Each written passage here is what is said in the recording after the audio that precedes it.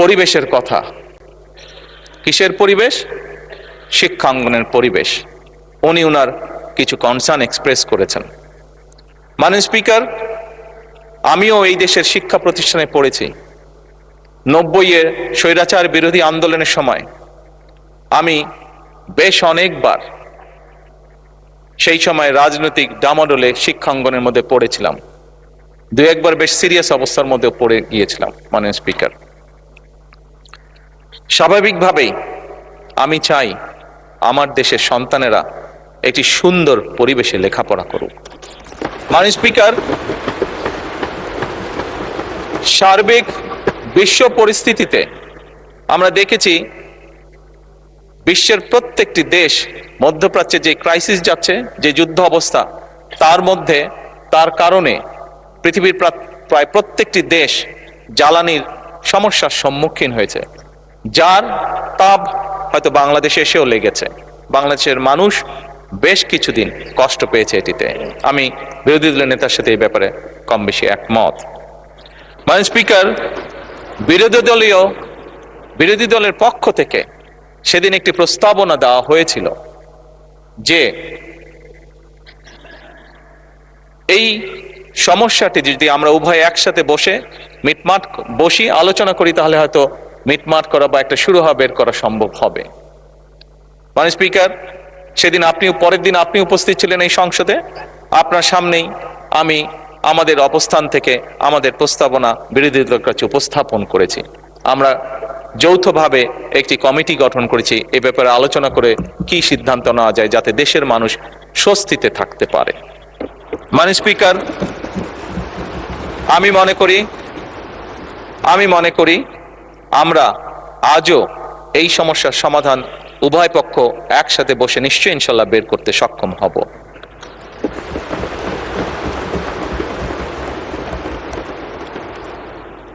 মাননীয় স্পিকার,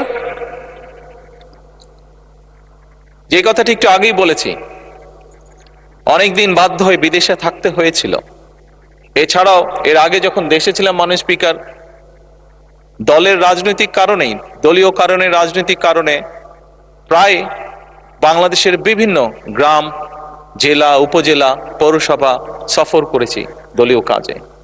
মাননীয় স্পিকার, সেই সময় দেখেছি এবং সেই সময় দেখে আমার কাছে মনে হয়েছে যে এই দেশে আমরা যত পরিকল্পনাই গ্রহণ করি না কেন মাননীয় স্পিকার, এই পরিকল্পনাগুলোকে যদি সফল করতে হয়, দেশের অবস্থার যদি পরিবর্তন করতে হয় মাননীয় স্পিকার, তাহলে আমাদের এই টোটাল জনসংখ্যার অর্ধেক যারা, তাদেরকে আমরা যদি অবজ্ঞা করি, পেছনে ফেলে রাখি, তাহলে কোনোভাবেই সেটি সম্ভব নয় মাননীয় স্পিকার। এবং সে কারণেই মাননীয় স্পিকার 1991 থেকে 96 এবং 2001 থেকে 2006 সাল যখন বাংলাদেশ জাতীয়তাবাদী দল দেশনেত্রী খালেদা জিয়ার নেতৃত্বে দেশ পরিচালনার দায়িত্বে ছিল, তখন আমরা মেয়েদের শিক্ষা ব্যবস্থা ক্লাস 12 পর্যন্ত আমরা ফ্রি করেছিলাম।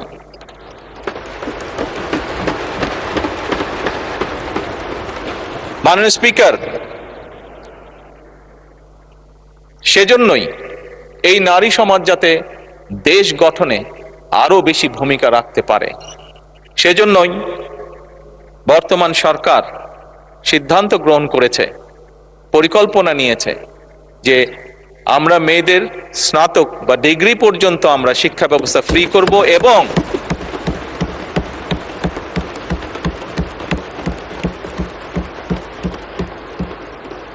মাননীয় স্পিকার, যারা ভালো রেজাল্ট করবে, যে সকল মেয়েরা ভালো রেজাল্ট করবে, তাদেরকে আমরা উপবৃত্তির ব্যবস্থা করব ইনশাআল্লাহ সরকার থেকে। মাননীয় স্পিকার, শুধুমাত্র লেখাপড়াই নয়, নারীদেরকে যদি আমরা অর্থনৈতিকভাবে স্বাবলম্বী করে গড়ে তুলতে পারি, তাহলে দেশকে আরো দ্রুত সামনের দিকে এগিয়ে নিয়ে যাওয়া সম্ভব। এবং এইটি করার লক্ষ্যেই আমরা ফ্যামিলি কার্ড নামে একটি কার্ড, এটার প্রতিশ্রুতি আমরা নির্বাচনের আগে দেশের জনগণের কাছে দিয়েছিলাম।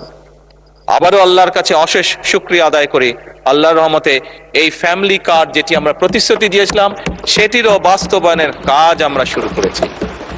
এবং এই সংসদেই মাননীয় স্পিকার দুদিন আগে আমাদের তরুণ সদস্য জনাব হাসনাত আমাকে ফ্যামিলি কার্ড নিয়ে একটি প্রশ্ন করেছিলেন যে এই ফ্যামিলি কার্ড কিভাবে কন্ট্রিবিউট করতে পারে দেশের ইকোনমিতে। আমি সংক্ষেপে সেটি তুলে ধরেছিলাম এই মহান সংসদের সামনে, এবং সেদিন আমি পরিষ্কারভাবে বলেছিলাম অনেকেই হয়তো অনেকের মনেই প্রশ্ন আছে এত টাকা কিভাবে দিবে এবং এত টাকা এইভাবে দিয়ে দিলে সম্ভব কিনা। আমাদের সকলকে বিষয়টি একটু অন্যভাবে দেখতে হবে। যেই টাকাটি আমরা ফ্যামিলি কার্ডের মাধ্যমে দিচ্ছি এটি ইনভেস্টমেন্ট হিসেবে দেখতে হবে, এবং আপনি যখন ইনভেস্ট করবেন রিটার্ন অবশ্যই আসবে। আমি সেদিন বলেছিলাম মাননীয় স্পিকার, আমি সেদিন বলেছিলাম যে এই ফ্যামিলি কার্ডের যেই টাকা ফ্যামিলি কার্ডে যাবে, একজন নারী যেটি পাবে উনি যেই কাজে ব্যবহার করবেন এই টাকাটা, সেই ব্যবহৃত টাকাটা এই দেশের গ্রামীণ অর্থনীতিকে ধীরে ধীরে শক্তিশালী করে তুলবে।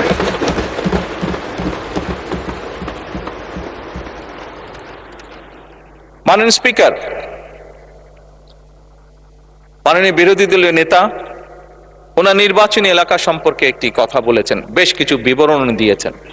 এই সংসদে আজকে দাঁড়িয়ে আমি আমার অবস্থান থেকে পরিষ্কারভাবে বলতে চাই, অনুরোধ জানাবো মাননীয় বিরোধী দলীয় নেতাকে, মাননীয় বিরোধী দলীয় নেতা, আমি যে মন্ত্রণালয়ের অধীন কাজ, আমার পাশেই সেই মিনিস্টার সাহেব বসে আছেন। প্রোটোকল হিসাবে মিনিস্টার সাহেবকে আমি এরই ভিতরে নির্দেশনা দিয়েছি যে আপনার কাজগুলো উনি দেখবেন, এবং তার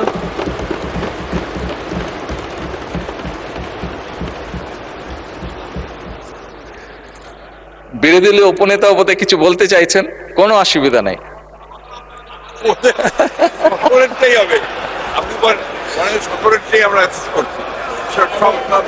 মাননীয় স্পিকার, যে এক মিনিট, একটু আগে ফরিদপুরে 1 আসনের সংসদ সদস্য এসেছিলেন, উনিও কিছু কথা আমাকে বলেছেন।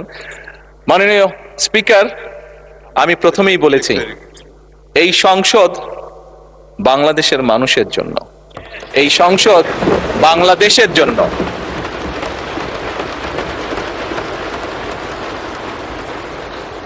মাননীয় স্পিকার, যে কথাটি বলছিলাম, আমি বিরোধী দলের নেতা এবং উপনেতা, স্বাভাবিকভাবে যেহেতু ওনারা নেতা এবং উপনেতা, স্বাভাবিকভাবে লিডার তো কিছুটা প্রায়োরিটি পাবেই। ওনাদের দুজনকে বলবো দয়া করে আপনাদের বিষয়গুলো যদি আমার অফিসেও যদি একটা কপি পাঠিয়ে দেন, আমি নিজে চেষ্টা করব দেখার জন্য বিষয়গুলো।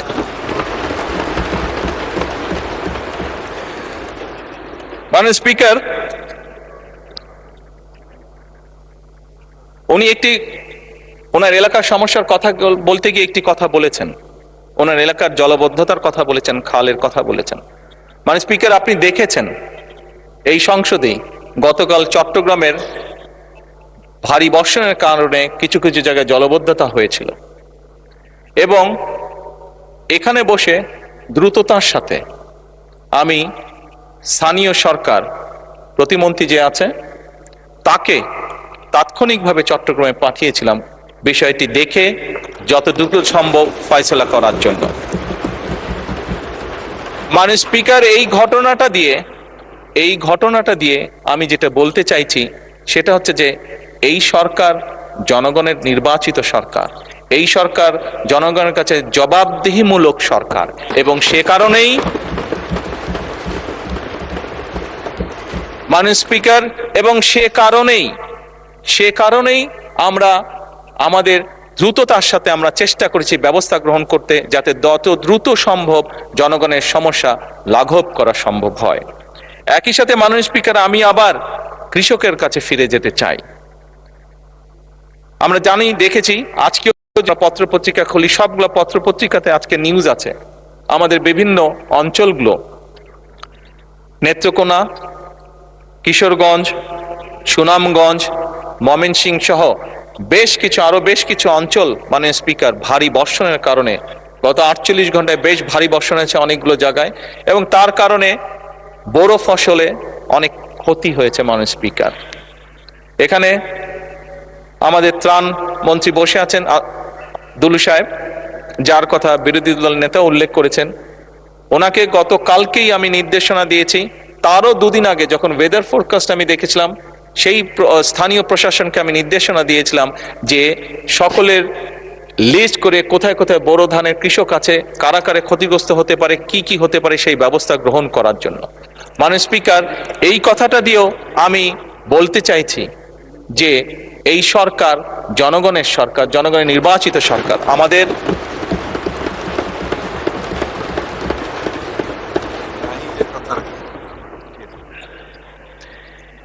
জনগণের নির্বাচিত সরকার এবং আমাদের প্রথম দায়িত্বই হচ্ছে জনগণের দেখভাল করা। মাননীয় স্পিকার,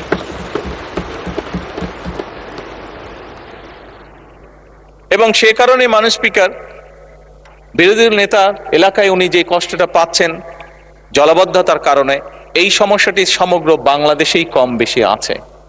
মাননীয় স্পিকার, বাংলাদেশে এরকম অনেক জায়গা আছে যেখানে বর্ষাকালেও কৃষকরা পানির কষ্ট ভোগ করে, যেখানে বর্ষাকালেও বিভিন্ন সময় সেচ ব্যবস্থা তারা দিতে পারে না, শুধুমাত্র সঠিকভাবে সেচের পানি তারা আনতে পারে না বলে। এবং সে কারণেই মাননীয় স্পিকার, শহীদ রাষ্ট্রপতি জিয়াউর রহমানের সেই যুগান্তকারী খাল খনন কর্মসূচি আমরা আবারও শুরু করেছি।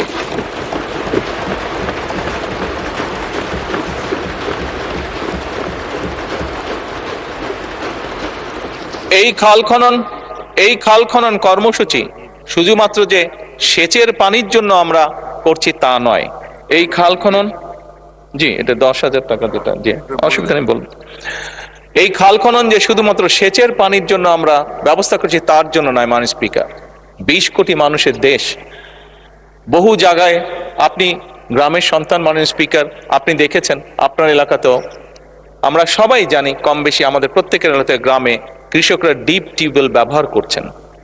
ঢাকা শহরে প্রতিদিন প্রায় 3 লক্ষ লিটার পানির প্রয়োজন হয়। 3 কোটি লিটার পানির প্রয়োজন হয়। এর অধিকাংশ, অর্ধেকের মতন নদী থেকে আনা হচ্ছে, আবার প্রায় অর্ধেকের মতন পানি মাটির নিচ থেকে টেনে তোলা হচ্ছে। এর ফলে পানির যে স্তর সেটি অনেক নিচে নেমে যাচ্ছে। মাননীয় স্পিকার, আমরা যদি এরকম এই বিষয়গুলো যদি এখনই অ্যাড্রেস না করি, আগামী যে ভবিষ্যৎ প্রজন্ম যারা ওই গ্যালারিতে বসে একটু আগে আমাদের আলোচনা শুনেছিল, এই মানুষগুলো, এই সন্তানগুলো বিপদে পড়ে যাবে। এবং এর বাংলাদেশের প্রেক্ষাপটে এই সমস্যার সমাধান হচ্ছে, আমরা যদি এখন কাজ শুরু করি মাননীয় স্পিকার, এর শুভ ফল পেতেও আমাদের প্রায় 20 বছরের মতন সময় লাগবে। আমরা যদি আজকে খাল খনন শুরু করি, এই খালের পানি আস্তে আস্তে নিচে যাবে এবং যেই জায়গাটা খালি হয়ে গেছে সেটা রিফিল হতেও মিনিমাম 20 বছর সময় লাগবে। মাননীয় স্পিকার, সেজন্যই মাননীয় স্পিকার, আমরা এই খাল খনন কর্মসূচি শুরু করেছি। আমরা শিক্ষার কাজ শুরু করেছি। স্কুলের, প্রাইমারি স্কুলের ছেলেদের, বাচ্চাদেরকে আমরা ব্যাগ, বই, জুতো দিয়ে আমরা তাদেরকে উৎসাহিত করতে চাচ্ছি লেখাপড়ায়। আমরা প্রাইমারি স্কুলের শিক্ষকদেরকে তাদের সম্মানই বাড়াতে চাচ্ছি, যাতে করে তারা মনোযোগ দিতে পারে শিক্ষার্থীদেরকে শেখানোর জন্য। এবং সেই জন্যই মাননীয় স্পিকার, আমরা আমাদের ম্যানিফেস্টোতে বলেছিলাম যে আমরা আমাদের টোটাল বাজেটের প্রায় 5% আমরা শিক্ষা খাতে রাখতে চাই। একই সাথে মাননীয় স্পিকার, স্বাস্থ্যের কথা এসেছে। এখানে আমার দলের সংসদ সদস্য, বিরোধী দলের সংসদ সদস্য, বহু সংসদ সদস্য বিভিন্ন সময় উল্লেখ করেছেন যে তাদের এলাকায় যে হাসপাতাল আছে, হয়তো একটি বিল্ডিং আছে মাত্র, কিন্তু সেই বিল্ডিংয়ে হয়তো সঠিক ওষুধ নাই, সঠিক যন্ত্রপাতি নাই, সঠিকভাবে ডাক্তার নেই। মাননীয় স্পিকার, সেজন্যই আমরা ঠিক করেছি যে আমরা জিডিপির একটি বড় অংশ শিক্ষা এবং আমাদের স্বাস্থ্য খাতে আমরা ব্যয় করব। এবং মাননীয় স্পিকার, নিশ্চয়ই এই সংসদে আমার আগে বিরোধী দলের নেতা বক্তব্য রেখেছেন, ওনার পরে আমি বক্তব্য রাখছি। উনি যেই কথাগুলো বলেছেন তার পরিপ্রেক্ষিতে আমি যেই কথাগুলো বলছি, নিশ্চয়ই সবাই বুঝতে পারছেন আমাদের লক্ষ্য এক, আমাদের উদ্দেশ্য এক।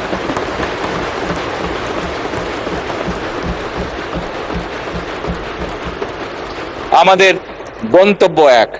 লক্ষ্য কি? লক্ষ্য হচ্ছে বাংলাদেশের মানুষ। উদ্দেশ্য কি? উদ্দেশ্য হচ্ছে একটি সমৃদ্ধশালী বাংলাদেশ। গন্তব্য কি? গন্তব্য কি? একটি স্বনির্ভর, নিরাপদ, আত্মনির্ভরশীল বাংলাদেশ।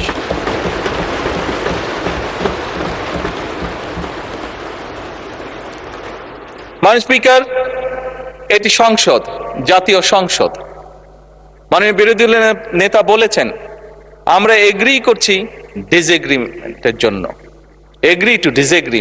মাননীয় স্পিকার, পৃথিবীর তাবৎ দেশ যারা গণতন্ত্রের চর্চা করে প্রত্যেকটি পার্লামেন্টেই এটি একটি স্বীকৃত বিষয়। মাননীয় স্পিকার, ইয়েস, আজকে হয়তো জুলাই সনদ নিয়ে অনেক কথা হয়েছে, আমি সেই ডিবেটেই যাব না। কারণ একটু আগেই আমি বলেছি আমাদের লক্ষ্য, উদ্দেশ্য, গন্তব্য হচ্ছে এই দেশ, দেশের জনগণ এবং একটি আত্মনির্ভরশীল সমৃদ্ধশালী বাংলাদেশ। মাননীয় স্পিকার, আমি আবারও বিরোধী দলের নেতার সাথে একমত পোষণ করছি। আমরা গত প্রায় 1.5 মাস ধরে আলোচনা করেছি এই সংসদে। হ্যাঁ, আমরা অনেকগুলো গুরুত্বপূর্ণ বিল পাশ করেছি। বিলের বিষয়ে কোনো বিষয়ে আমরা একমত হয়েছি, কোনো বিষয় হয়তো আমাদের দ্বিমত আছে। মাননীয় স্পিকার, পরিষ্কারভাবে আমার দলের অবস্থান থেকে আমি বলতে চাই যে সকল বিষয়ে আমাদের দ্বিমত রয়েছে আমরা বিরোধী দলের সদস্যদের সাথে বসবো, আলোচনা করব, দেশের স্বার্থে আমরা সমাধান বের করব।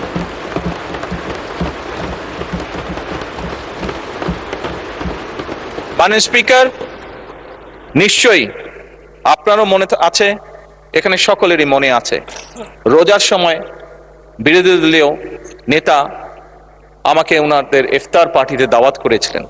আমরা সেখানে গিয়েছিলাম। আমি গিয়েছিলাম, আমার সাথে আজকের হোম মিনিস্টারের সাথে ছিলেন। আমরা সেখানে ওনাদেরকে প্রস্তাব দিয়েছিলাম যে ডেপুটি স্পিকারের প্রস্তাবটি, যে ওটা ওনাদের দলীয় সিদ্ধান্তের কারণে ওনারা সেটা গ্রহণ করেন, সেটা ওনাদের পলিসির ব্যাপার। কিন্তু আমরা ওনাদেরকে প্রস্তাব দিয়েছিলাম যে আমরা চাই যে ডেপুটি স্পিকার আমরা ওনাদের কাছ থেকে চেয়েছিলাম। মাননীয় স্পিকার, আজকে আবারও পরিষ্কারভাবে আমি বলতে চাই এই প্রস্তাবটি মাননীয় বিরোধী দলের নেতা এবং মাননীয় বিরোধী দলের সদস্যবৃন্দ, আমাদের এই প্রস্তাবটি এখনো ওপেন আছে। আমরা এখনো এই প্রস্তাবটি ওপেন রেখেছি। এই প্রস্তাবটি দেওয়ার মাধ্যমে আবারও আমরা আমাদের পরিষ্কার ইন্টেনশন বোঝানোর চেষ্টা করেছি। যেভাবে ঠিক বিরোধী দলের নেতা সেদিন বলেছিলেন যে আসুন আমরা 2 দল মিলে যদি একসাথে একটি কমিটি গঠন করি, যেখানে জ্বালানির বিষয়ে যদি কোনো সমস্যা থেকে থাকে আমরা আলোচনা করে একটি সিদ্ধান্ত নিতে পারবো। ওনারা যেরকম ওনাদের ইন্টেনশন দেখিয়েছেন, আমরাও সেই সময় আমাদের ইন্টেনশন পরিষ্কারভাবে তুলে ধরেছি। একইভাবে মাননীয় স্পিকার, এই সংসদ অধিবেশন শুরুর আগে আমি ওনার বাসায় গিয়েছিলাম। ওনার বাসায় গিয়ে দেশ পরিচালনা করার জন্য ওনাদের সহযোগিতা আমি চেয়ে এসেছিলাম। একইভাবে আমি নাহিদ ইসলামেরও বাসায় গিয়েছিলাম, এনসিপির কাছে আমি বলেছিলাম দেশ পরিচালনায় আপনাদেরও সহযোগিতা প্রয়োজন। মাননীয় স্পিকার,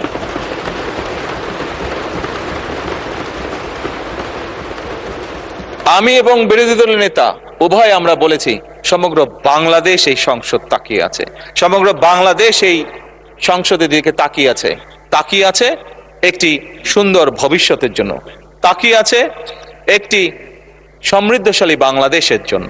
মাননীয় স্পিকার, এবং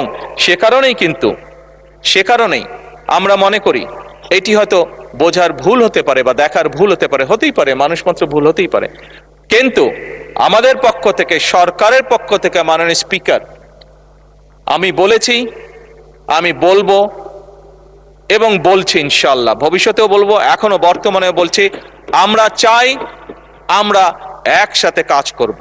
কাজ করতে গেলে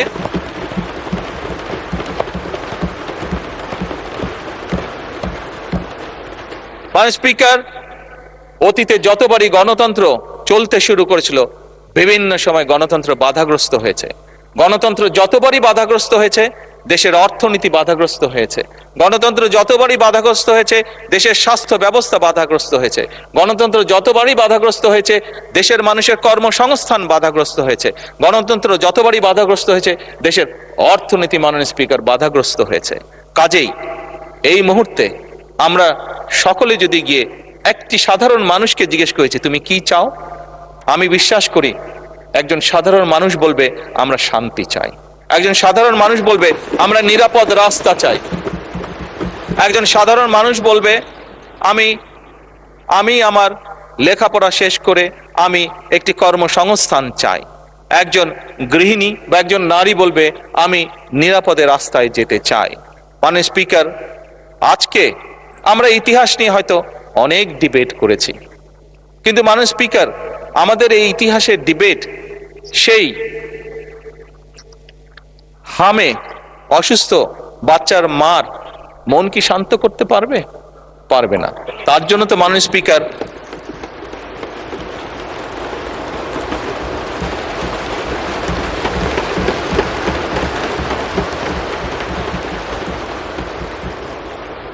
অথবা মাননীয় স্পিকার যে ছেলেটি ইউনিভার্সিটি পাস করে চাকরি সংস্থানের জন্য মাসের পর মাস ঘুরে বেড়াচ্ছে, তাকে কি আমরা আমাদের এই যে ঐতিহাসিক ডিবেট কে আমরা কি করেছি অতীতে সেই ডিবেট দিয়ে তাকে কি আমরা কিছু বুঝ দিতে পারবো? মাননীয় স্পিকার, পারবো না।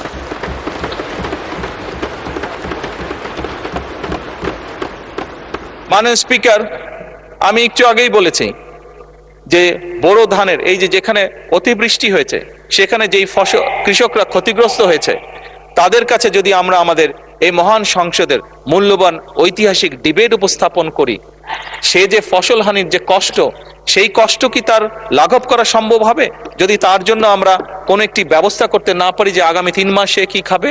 হবে না মাননীয় স্পিকার। তাকে আমার খাবারের ব্যবস্থা করতে হবে, ওই বেকার যুবকটির জন্য আমার কর্মসংস্থানের ব্যবস্থা করতে হবে, হামে আক্রান্ত শিশুর জন্য তার মায়ের সান্ত্বনার জন্য আমাকে ওষুধের ব্যবস্থা করতে হবে।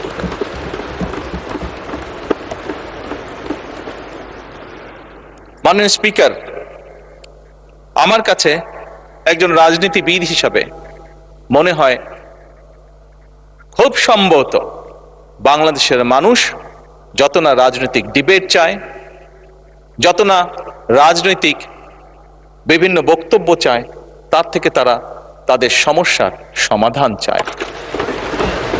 মাননীয় স্পিকার, আজকে এই মুহূর্তে মাননীয় স্পিকার আমার দলের সদস্যরা এবং ক্ষেত্র বিশেষ আমি দেখছি বিরোধী দলের বন্ধুরাও আমার কিছু কিছু কথায় টেবিল থাপড়াচ্ছেন। মাননীয় স্পিকার, এই যে চেয়ারটা আপনি দেখছেন, যেই চেয়ারে আমি এখানে বসছি আপনার সামনে মাননীয় স্পিকার, এই চেয়ারটি খুব কঠিন একটি চেয়ার মাননীয় স্পিকার। এই চেয়ারটি দেখলে মনে হয় বসতে খুব আরাম, আসলে মাননীয় স্পিকার মোটেও আরামের না।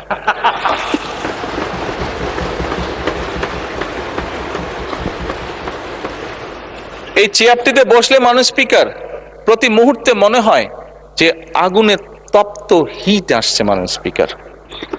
হাসার কিছু নেই, আমি যা ফিল করি আমি আপনাদেরকে তাই বলছি,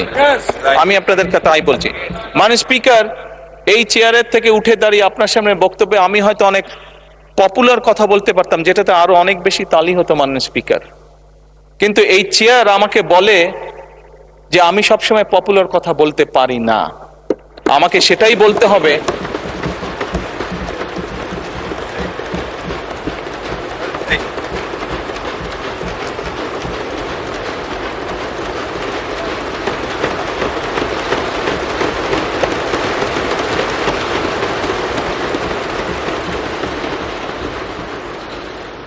মাননীয় স্পিকার, একজন রাজনীতিবিদ হিসাবে আমারও তো ইচ্ছা করে পপুলার কথা বলতে যাতে জোরে জোরে তালি পায়, কিন্তু এই চেয়ার প্রতি মুহূর্তে আমাকে স্মরণ করে দেয়, no, you have to take the right decision, not the popular decision.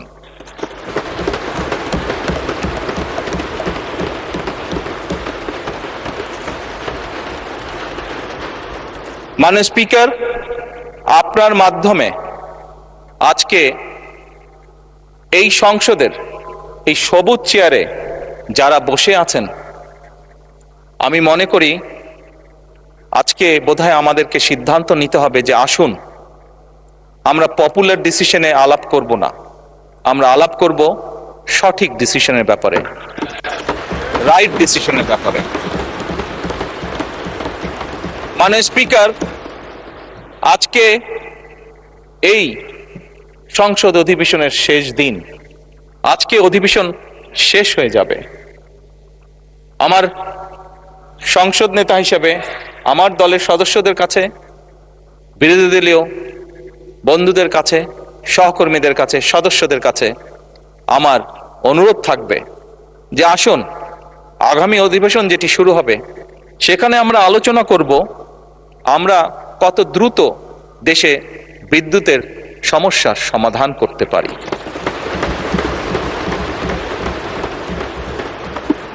মাননীয় স্পিকার, আমরা আলাপ করতে চাই, আমি আলাপ করতে চাই আগামী সংসদে কত দ্রুত আমরা কত বেশি সংখ্যক মানুষের কর্মসংস্থান দেশেই হোক বিদেশি হোক তৈরি করতে পারি।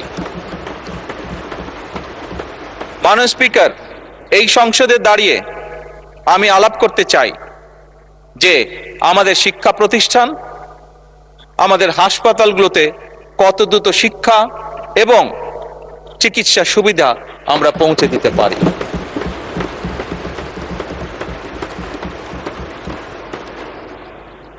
মাননীয় স্পিকার, দিনের কার্যবিধিতে আপনি যখন শুরু করেন বিভিন্ন সময় বিভিন্ন সংসদ সদস্য বলে ওঠেন তার এলাকায় রাস্তা লাগবে, তার এলাকায় ব্রিজ লাগবে, কারো এলাকায় কালভার্ট লাগবে। স্বয়ং বিরোধী দলীয় নেতা ওনার এলাকার সমস্যার কথা বলেছেন। মাননীয় স্পিকার, আমরা যদি দেশের পরিস্থিতি স্থিতিশীল রাখতে না পারি, দেশে আমরা যদি অর্থনৈতিকভাবে শক্তিশালী করতে না পারি, মাননীয় স্পিকার, বর্তমান প্রেক্ষাপটে যেখানে 30 লক্ষ কোটি টাকার ঋণ নিয়ে এই সংসদ দেশ পরিচালনা শুরু করেছে, সেই দেশকে আমরা এগিয়ে নিতে পারবো না।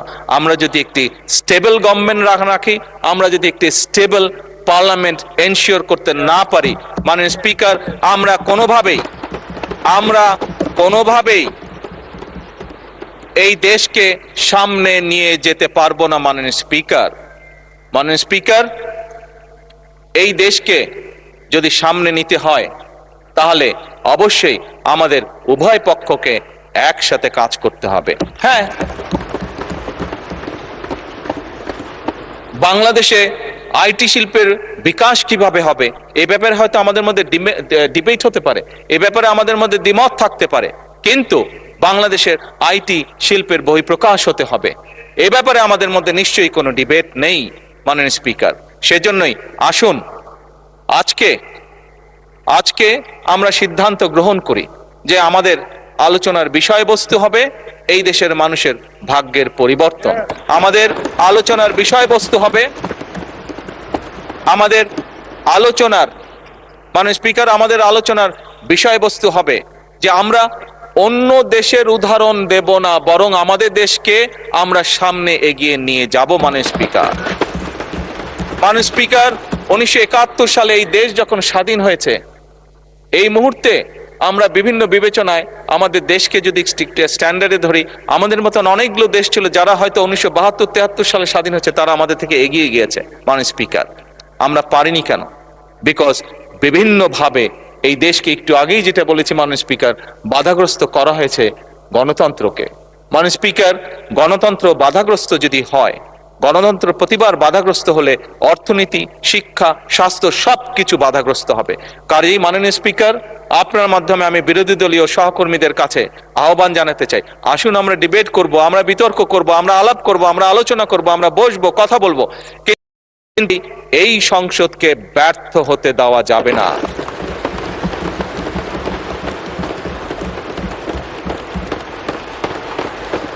মাননীয় স্পিকার, অতীতে আমরা দেখেছি সরকারকে ব্যর্থ করার জন্য 173 দিন হরতাল ডাকা হয়েছে। হ্যাঁ, সেই সরকার হয়তোবা ক্ষতিগ্রস্ত হয়েছিল, সরকার ক্ষমতায় থাকেনি, ক্ষমতায় আসেনি, কিন্তু মাননীয় স্পিকার, কেউ একজন দলের সদস্য হোক, সেটি বিরোধী দলীয় সদস্য, হাত দিয়ে বলতে পারবেন যে বাংলাদেশ ক্ষতিগ্রস্ত হয়নি?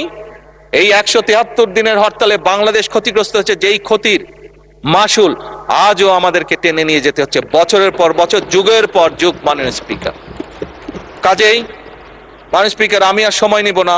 অনেক বিরোধী দলীয় নেতাকে আপনি সময় রিমাইন্ডার দিয়েছেন, আমি চাই না যে আমাকে আপনি সময় রিমাইন্ডার দিন। মাননীয় স্পিকার, আমি আমি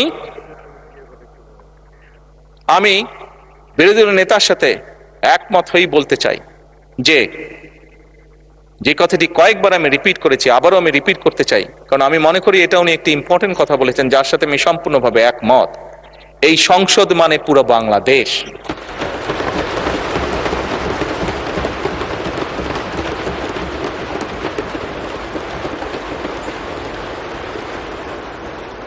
এই সংসদ মানে এই